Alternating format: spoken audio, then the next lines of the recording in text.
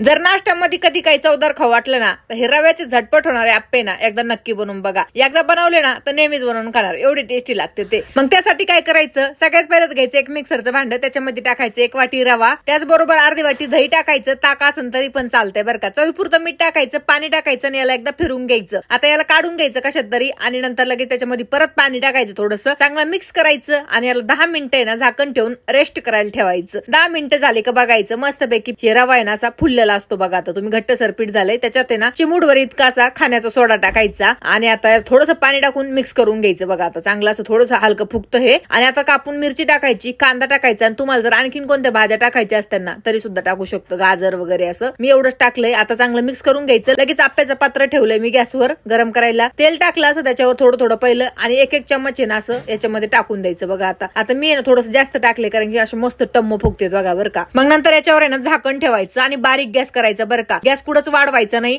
आणि 5 मिनिटासाठी याला असंच ठेवायचं. नंतर 5 मिनिटं झालं का झाकण काढून बघितलं ना असे जबरदस्त आप्पे फुगून असे वर येतात ना, तुम्ही बघू शकता. नंतर आता त्याला लगेच पलटी करायचं, परत तेल टाकायचं थोडंसं, परत झाकण ठेवायचं 2-3 मिनिटं ठेवून द्यायचं बरं का. मग दोन्ही कुणी मस्त असा कलर येतो आणि आप्पे सुद्धा एवढे मस्तपैकी फुगतात ना आणि आतून सुद्धा एकदम असे जाळीदार होते बरं का. कुठंच असे कच्चे राहत नाहीत. असं केलं गॅसला वाढवायचं नाही, फक्त बारीक ठेवायचं. असेच दुसरे सुद्धा मी करून घेतले, तुम्ही बघू शकता. सगळे आप्पे आपले एकदम मस्तपैकी रेडी झालेले. तर आता इथं मी ना चटणी बनवली मस्तपैकी आणि त्याच्याबरोबर खायचं. आता एवढे मस्त लागतात ना खरंच आहे. असं वाटत सुद्धा नाही की रव्याचे आप्पे असतात म्हणून. डाळ आणि तांदूळ भिजू घालायचं तर टेन्शनच नाही बरं का. जेव्हा वाटतं ना खाऊ तेव्हा असे मस्तपैकी आप्पे बनवून खायचे. गरमागरम खाल्ले तर काहीतरी सुखच वेगळं असतं बघा. आता तुम्ही याला बनवून बघा आणि मला कमेंट करून नक्की सांगा.